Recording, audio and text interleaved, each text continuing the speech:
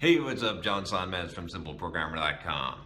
So I got this question about being dormant. I thought this was a good question I would address here, and so this question comes from Effie, I think Effie. So anyway, he says, "Hello, John. Big fan of your videos, and I've been watching them for a while now. I like how you put the email on the screen of a video. I think it would be better if it was scrolling as you're reading. Just trying to add value." Okay, cool. Appreciate the input. Anyway, so for a long time, I've been trying to discover my life's purpose, but can't seem to. It's just too hard. I had an interest in programming and currently doing C++. I am making good progress, but I always just give up on it and change to a different programming language. I have been doing this for years, and it's not just with programming, it's with everything. I am 21, currently doing college to get into a university and do a mechatronics degree. I failed to get the qualifications from school due to my dyslexia and home problems. This also explains the bad grammar. I don't see any bad grammar yet. I would rather start a business and not do the university, but I am unsure because I feel like I do not have the skills to create something worthwhile for customers. Whenever I do decide to learn programming, I get bored rather fast and always wonder if it is for me, but I don't know what it is. That's the problem. I want to start a business and leave all of this fear and self-sabotage behind me, but I don't know how to. I feel as I am dormant. You seem like a very smart guy. That's why I've decided to share part of my life to gain knowledge and possibly a solution. Hope to hear from you. Thanks. So there's a couple of things here. The first one is you're 21. You haven't been searching for your passion for a long time. Don't worry, like you got plenty of time. I know at 21 you think that you're wasting time, and you've got plenty of time, trust me. Second of all, I would say, so here's the thing. There's a couple of things here. I'm trying to think how best to address this. Oh, okay, so let me start off by saying this. You don't need to find your passion. That's a misnomer. I've talked about this several times. I'm not going to get too far into this, but don't focus on finding your passion. You're going to have plenty of time to figure that out along the way, and that's ultimately not what's going to make you successful. Instead, I'm going to give you this advice. This is what I would advise you, is to realize that a lot of success, sounds like you want to be successful. You've got plans, right? You want to start a business. You don't want to go to university. You want to instead go down this other path. You want to become a programmer, right? A lot of success, it's going to be boring, hard work. And I'll emphasize the boring part in your case. Don't expect that the right path is not going to be boring. It's going to be boring as hell a lot of times. You're going to go through and you're going to have a lot of times where you're not going to feel like doing the work. And it's going to require hard work and dedication and commitment. Consistency and commitment are extremely important to being successful along any path. So if you're doing C++ and you're learning C++ and you get bored of it and you just want to do some other programming language, you got to say, stop. No. I'm going to finish what I started. I'm going to learn this thing. I know it might be boring right now, but it doesn't matter because I have a higher purpose. I have a higher goal in mind. I'm trying to achieve a thing, and the path to success, as someone said, sometimes looks like overalls and hard work. I don't remember the exact quote, but anyway, that's what it is. It's going to require a lot of time. So it's okay.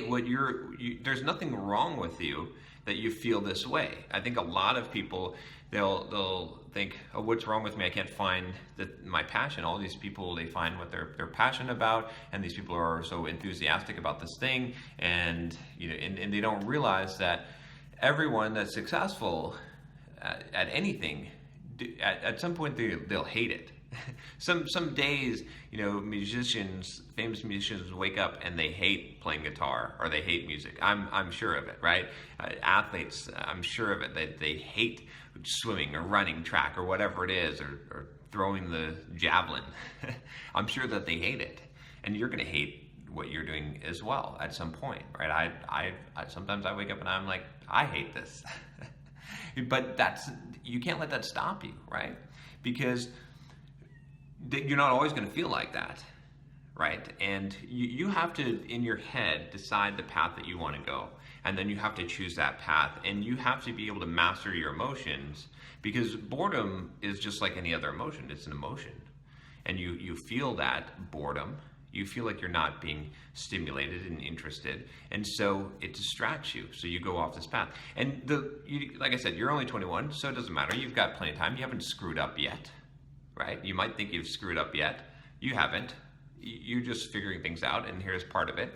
But I'm telling you now is the time to make a commitment to yourself to say, look, I'm not screwing around anymore. Instead, I'm going to pick a path. It might not be the right path, but it doesn't matter, because any path that I follow through on is going to be better than no path, than wandering aimlessly. Because right now, you're going from here to here. You're like, oh, look at this shiny thing. Look at this over here. Oh, I'm bored. I'm going to go over here. And like I said, nothing wrong with you. That's fine. That's normal human behavior.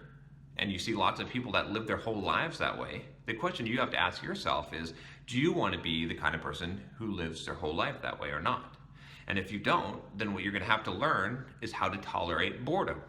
Because all kinds of things, whatever you're doing, there's going to be some period. There's always this dip period where you have boredom, where you just got to grind it out and do a lot of hard work and get there. And I've gone through it every time that I've ever had any kind of large success in my life. When I wrote my book, when I wrote Soft Skills, and get it here, there was a lot of boredom.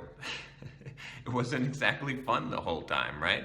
When I created all my Pluralsight courses, even creating this business, even doing blog posting, even sometimes doing YouTube videos, there's a lot of boredom involved and a lot of hard work. And that's not the fun part. But if you want to get the rewards, you've got to be able to go through that. And not only that, I'll give you some hope here, is it becomes fun again. If you stick with C++, for example, in your case, and you keep on going through it, and even though it's boring and you want to go and do some other programming language, but you stick with it to the point where you start to learn it and you start to get better at it, it's going to become exciting again. You're going to go through these phases. I talk about this, I've talked about burnout before. I think I've got a video, we'll see if we can put one up here on dealing with burnout. It's a kind of an older video, so my views might have changed a little bit on this, but essentially, and you can find also a chapter in my soft skills book on dealing with burnout. And there I actually have a chart that you can see, a diagram where there's this wall. And what ends up happening is that when you start something out, your motivation is high, right? And eventually it goes down and you hit this wall. And when you hit that wall, this is the point where champions are made. This is where people who are successful, they're able to push through that wall and able to do things and to take action without feeling motivation. And when they get through that wall, that's where all the rewards are, and that's where the motivation starts to come back.